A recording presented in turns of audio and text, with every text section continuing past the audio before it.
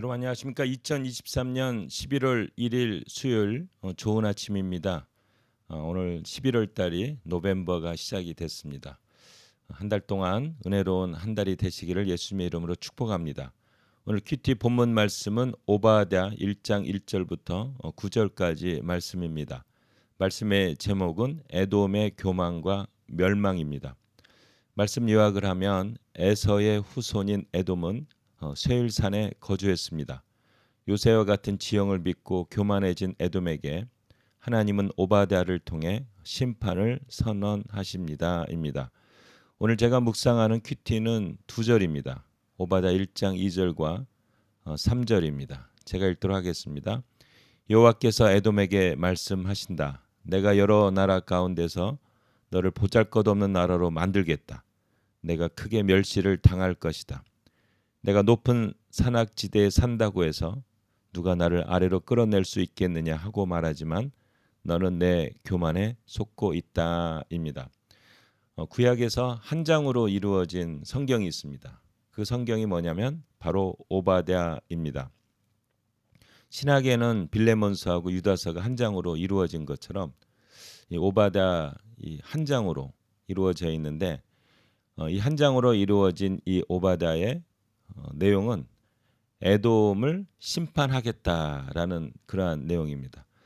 에돔은 에서 야곱의 쌍둥이 형 있던 에서의 후손입니다. 근데 이제 에돔이 이스라엘을 많이 이제 괴롭힌 거예요. 여러분 그 이두메라고 이제 헤롯 대왕이 이두메 출신인데 이두메가 바로 이게 에돔이에요. 에돔이고 여기 읽어보시면 바벨론이 예루살렘 성을 점령할 때 이 에돔이 거기 참여를 해요. 그래서 막 조롱을 하는 내용들이 나옵니다. 하여튼 이 오바댜 1장 이 한 장으로 구성된 이 성경책 오바댜는 에돔에 대한 그 심판의 내용이 나옵니다. 그래서 우리가 읽어보면 이게 다 심판의 내용이기 때문에 잘 이렇게 우리 삶에 적용하기가 참 어렵습니다. 근데 여기서 오늘 제가 읽었던 1장 2절과 3절에 보면 왜 심판을 당하는가 하는 내용이 나와 있습니다. 어떤 내용이냐면 1장 3절에 이제 이런 말이 나오죠. 내가 높은 산악지대에 산다고 해서 누가 나를 아래로 끌어낼 수 있겠느냐 하고 말하지만 너는 내 교만에 속고 있다라고 나와 있습니다. 에돔이 스스로 교만한 거예요. 왜 교만하냐면 이 높은 산성에 이제 산악지대에 이제 성을 쌓아서 있었던 거거든요. 그 이제 세일산에 있는 산에. 근데 이 산이 너무 높으니까 이제 침략당하기가 어려운 거예요. 그 수비 여러분 그 공격보다 수비하는 게 쉽거든요. 이런 어떤 산성을 공격하면 수비력이 10분의 1만 있으면 막을 수 있었다고 생각. 그러니까 만약에 10,000명의 누가 공격을 하면 1,000명만 있으면 막을 수가 있는 거예요. 그러니까 에돔은 자기들은 망하지 않는다. 그래서 이렇게 너무 막 이제 나는 위대하다, 크다 이렇게 이제 교만하게 되었다는 거죠. 성경에 나오죠. 교만은 패망의 선봉이다 이렇게 나오게 됩니다. 근데 여러분 이게 소예언서에 나오는 거거든요. 소예언서가 12권으로 이제 구성이 되어 있죠. 우리가 호세아, 요엘, 아모스, 오바댜, 요나, 미가, 나훔, 하박국, 스바냐, 학개, 스가랴, 말라기 이렇게 12권으로 이제 구성이 되어 있어요. 그 히브리 성경에 보면 이 12권이 한 권으로 이렇게 취급을 합니다. 우리는 이제 12권을 이렇게 각 이렇게 책별로 이렇게 볼 수 있지만 이거를 한 권. 그래서 12챕터로 이루어진 한 권 이렇게 됩니다. 그래서 이렇게 내용을 다 연결이 되어 있어요. 오늘 오바댜는 에돔에 이제 계속 교만을 하니까 하나님이 이제 심판하겠다. 그 회개를 촉구한 거죠.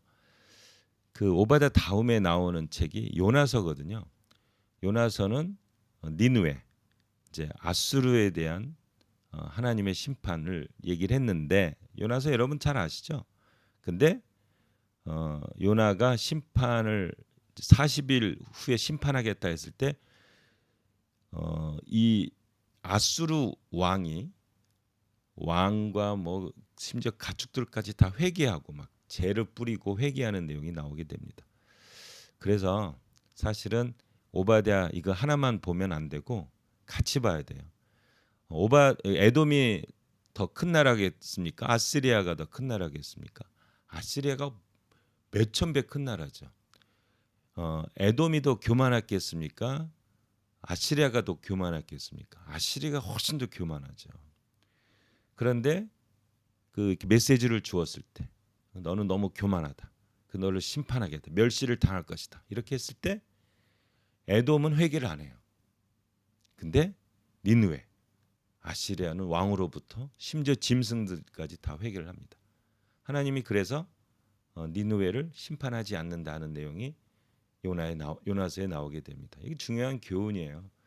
하나님께서 오늘 이게 한 장으로 구성된 오바댜에 에돔에 대한 심판의 메시지를 증거하지만 너는 망하라는 게 아니라 회개하라 하는 거죠. 왜냐?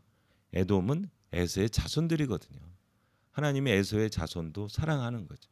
니느웨는 거의 상관이 없는, 아시리아는 상관이 없는 나라도 하나님이 뜻을 두고 회개를 촉구했을 때, 회개했을 때 용서하는 것처럼. 그래서 오늘 우리 배우는 교훈은 우리가 교만할 수도 있잖아요. 또 이렇게 하나님을 약간 떠날 수도 있잖아요. 그럴 때 하나님께서 회개 메시지를 주면 그냥 계속 가는 게 아니라 주님 잘못했습니다. 회개합니다. 이게 주님께 회개 무릎을 꿇고 회개하면 우리 하나님은 용서하시고 다시 세워 주십니다. 근데 에돔은 그렇지 않아서 결국은 이제 멸망이 되죠. 우리 늘 겸손한 사람이 되고 마음이 가난한 사람들이 되고 만약에 하나님께서 회개 메시지를 증거하면 무릎 꿇고 회개하고 변화된 삶을 보여주면 되는 거 아니겠습니까? 우리 다 죄인이잖아요.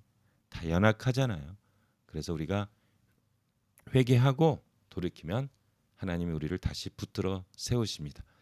회개는 절대 나쁜 게 아닌 거죠. 우리 회개하는 사람이 됩시다. 하나님이 말씀하면 순종하며 주님 앞에 겸손한 사람이 됩시다.